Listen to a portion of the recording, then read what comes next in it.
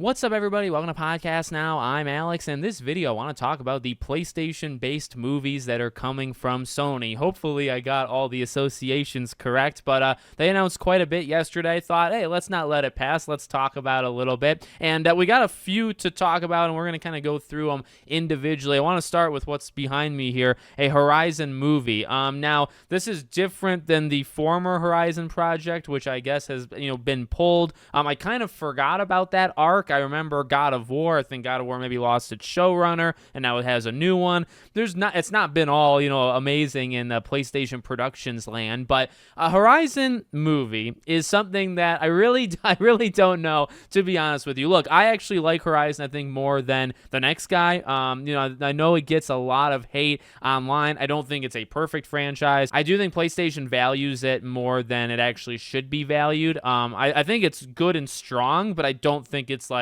the elite territory that they try to make it be. The idea of Horizon and fighting, robot dinosaurs and condensing it not to a 50-hour game, but to like a 2-hour adventure, I feel like you could absolutely do it, right? Because you can kind of eliminate a lot of the fluff, a lot of just things that maybe people don't like that much about the game, and you can kind of just get right into basic plot. If you want to follow just the story of the first game, you got enough characters, you can maybe trim down the lore element a bit. You don't need as much. You don't need 50 hours of lore, again, a 2-hour movie, and you could have really awesome, huge fight scenes with an Aloy versus, enemies and stuff. I do think you could do it. Again, it might be an interesting test to see, like, who actually cares, because the first game did sell so enormously well. Then it was a really big step backwards when it came to really sales since then, but specifically, Forbidden West. So, I don't know, like, would people show up to a movie of it? It's tough to, like, actually, like, measure these things, because you have like Uncharted. Uncharted is a very obviously popular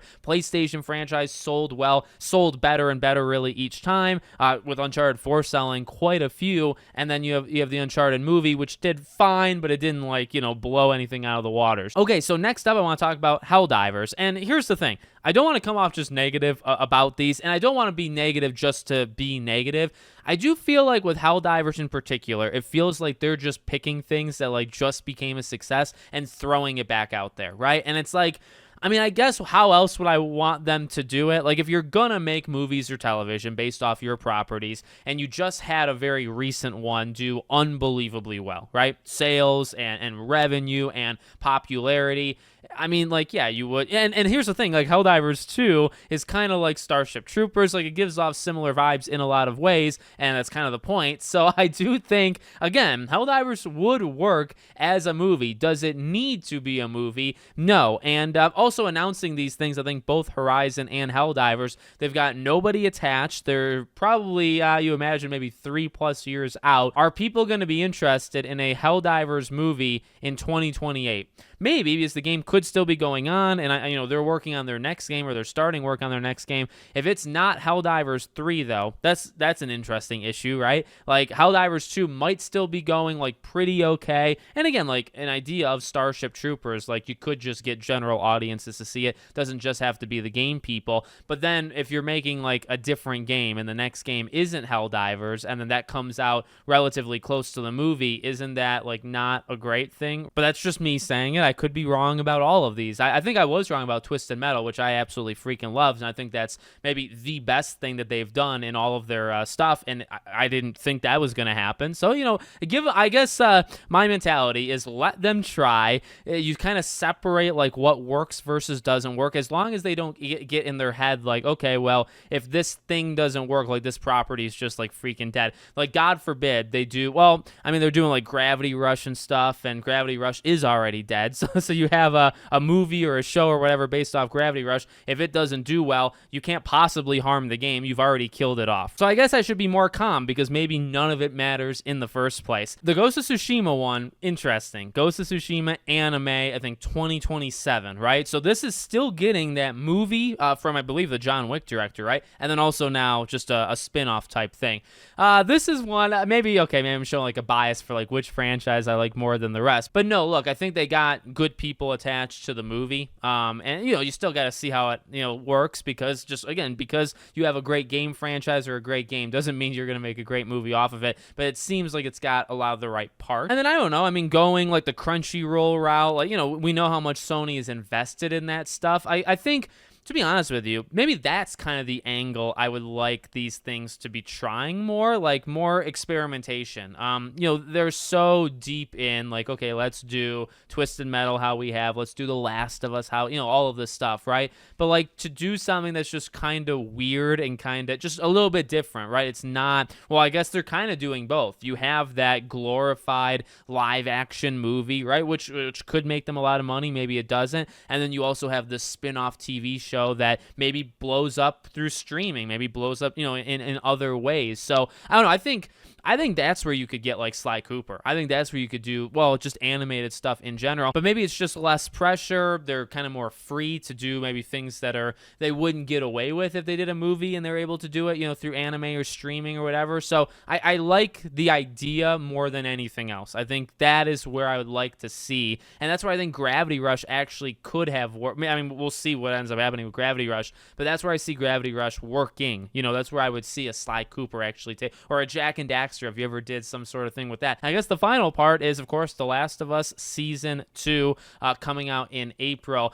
This one, I just want to get it over with. I just want to see what happens. Okay, well, obviously we know what happens. I guess I want to see how it's delivered. I want to see, like, added context, added stuff. And I'm also I'm very interested in, like, what do the people think?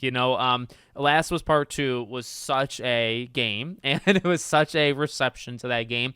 And I feel like that will follow the show. Like, I don't think you can escape it. I will say this too, especially now, you look at whether you like stuff or you're part of certain groups or you're not, like things have only kind of gotten louder in that way. Again, maybe you like that it's gotten louder. That's fine. But, things have definitely gotten more amplified over the last 4 years or 5 years. Actually, we're in 2025 now, since Part 2. I feel like when they do it to Joel and just all of whether it was legitimate issues that people had and conversations people were having online, whether it's, kind of wars that go on online, all of that stuff I do think is going to follow the show. It might actually help it. It might have it get more views.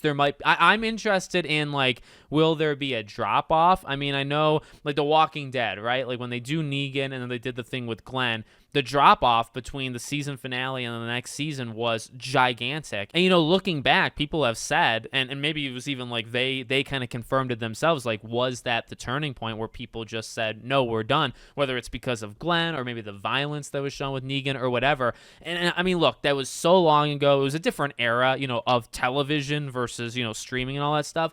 But I do wonder when they do it with Joel, or just when they do something that is that heavily talked about thing online, like, well, what does that do? Does that help the show? Does it hurt the show? I've talked about it before. Like, I have legitimate criticisms of, like, the entire game in terms of story and themes and things that were happening. I think the first game is far better in terms of those things. I think the second game as a game is extremely good. The issue is you are adapting now the story and the themes and the characters and all that kind of stuff. You're adapting, in my opinion, the worst of the two, and then the gameplay and the environment, kind of the things that they did that I think actually were extremely good in The Last of Us Part 2. You can't really adapt that stuff. I guess you can try, you can do parts of it. So my own perspective is, like, I'm going to watch it. I'm going to kind of take it for what it is. I'm excited to see what the reception is like. I'm excited to see what my reception is like when they do certain things, and we'll see where it goes from there. So let me know what you guys think in the comments. Make sure, as always, you're subscribed to the channel, bell icon turned on,